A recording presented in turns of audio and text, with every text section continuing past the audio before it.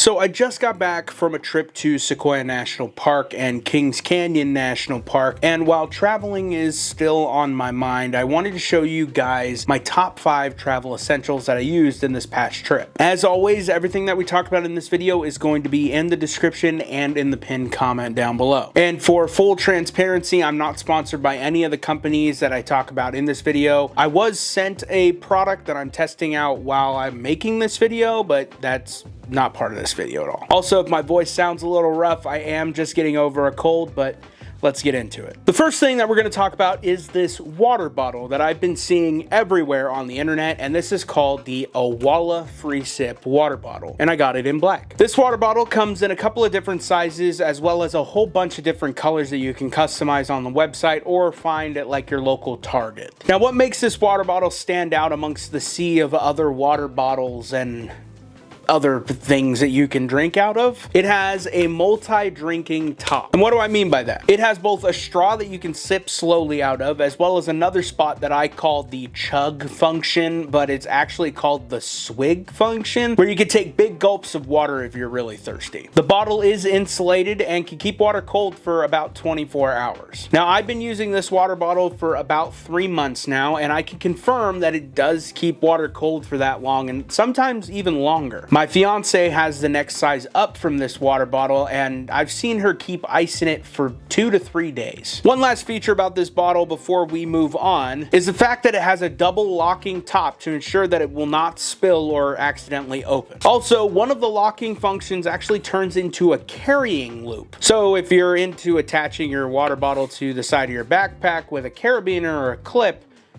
you can do that too. So on to the next travel essential that has actually become an essential after this past trip, and that would be this travel tech pouch that I made. I figured that we normally have separate toiletry bags, so why not have a separate tech pouch to keep your tech organized as well? I am not the first person to come up with this. There are many videos online about it, but this is the one that I made. I made up this tech pouch to have one spot for all of my chargers and miscellaneous tech items that would otherwise be floating around at the bottom of my backpack. And a quick run around of the bag and what is in the bag. This bag is made from a company called FYY, and I found it on Amazon for about $12. I actually believe it's on sale right now for $8. It comes in 3 different sizes: small, medium, and large. The bag that I have here is the small version, and for a size comparison, this is a pen, a banana, and a spoon. Why not? This pouch has 2 compartments that are accessible via 2 different zippers. One side of the pouch has 2 big pockets inside that I use for my portable battery bank, as well as my 4TB Samsung T7 Shield external SSD. In the other compartment, I keep most of my chargers and cables for my MacBook Pro, my iPad, my bedside charger, and also the data cable for the external SSD. And for right now, I have this flashlight that fits in here, made by a company called Woobin. They sent me this flashlight to review, and I'm still currently reviewing it. So far,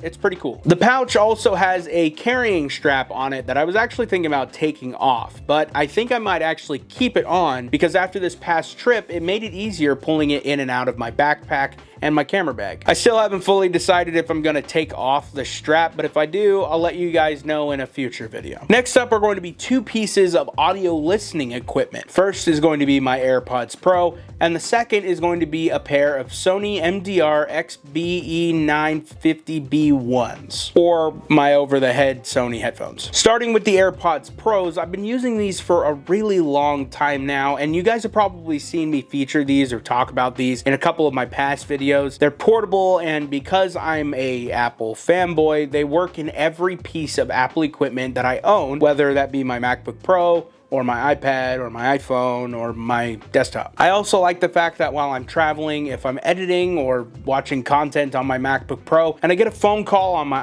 iPhone, if I answer the phone and I have the headphones in, they'll automatically connect to my phone so I can use them to talk on the phone, and I don't have to go in and change the Bluetooth source. It's just very seamless with the ecosystem, and I just really enjoy them. On the AirPods Pro case, I have a case from a company called ESR. This case has a magnetic automatic lid on top, so if you drop the AirPods on the ground, they won't open randomly, as well as there are magnets on the outside of the case so that you can use it with a MagSafe charger. I also use my AirPods when I go to the gym, whether I'm doing cardio or lifting. But I'm still on the lookout for a good pair of waterproof earbuds for when I'm swimming laps to be able to listen to music. I know there are a couple of companies out there that have come out with these headphones, and I am on the lookout for a really good pair. So if you know of a good pair of waterproof earbuds for swimming, let me know in the comments. As for the Sony headphones that I use, these are wireless headphones, but I generally will use them wired most of the time. Now, these headphones were originally released in 2017, and that's when I bought them for the full price of around $270. And on Amazon, these headphones are still being listed for $255 in the year 2025. I did my first editing classes in college with these headphones. I've edited many of the YouTube videos on this channel with these headphones, and I can tell you that they still sound great. Just a heads up, if you are looking at purchasing these headphones, I just want to let you guys know they do not come with noise cancellation features, as like most of the new ones do. But if you do use it in Bluetooth mode, you can download the Sony app and play around with the EQ. And there is a button on the headphones for bass boosting if you're one of those people who enjoy a lot of bass. At the time when I bought them, I was really big into bass.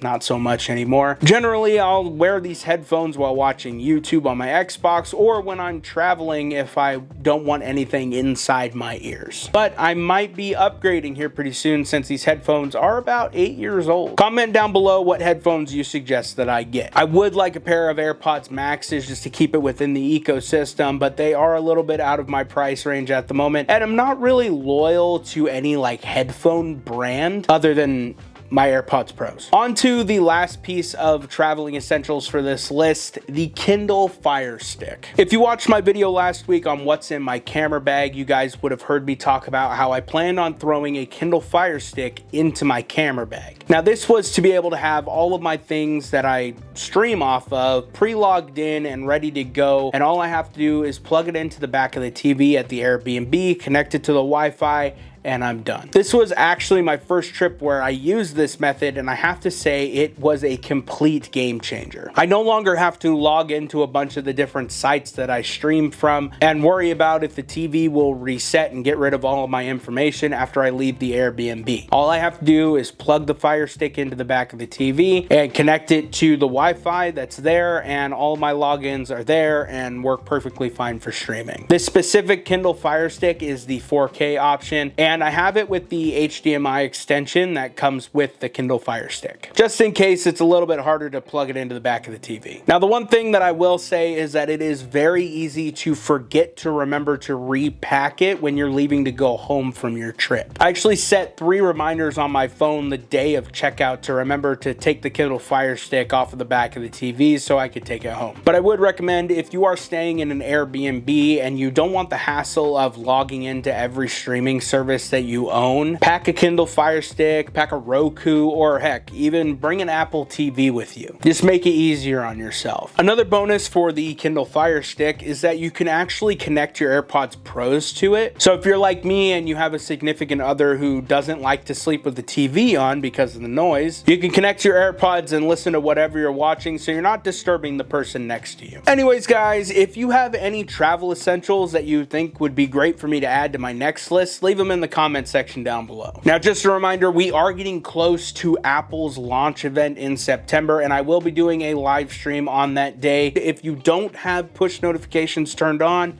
turn them on to watch a live reaction and communicate with me live. I will also be going live on TikTok simultaneously if that is an app that you use as well. As always, guys, if you like this video, give it a like. If you really like this video, hit that subscribe button and consider joining the family. We are on our way to 2K. Thank you so much for watching. I'll see you guys in the next one. Stay classy. Bye.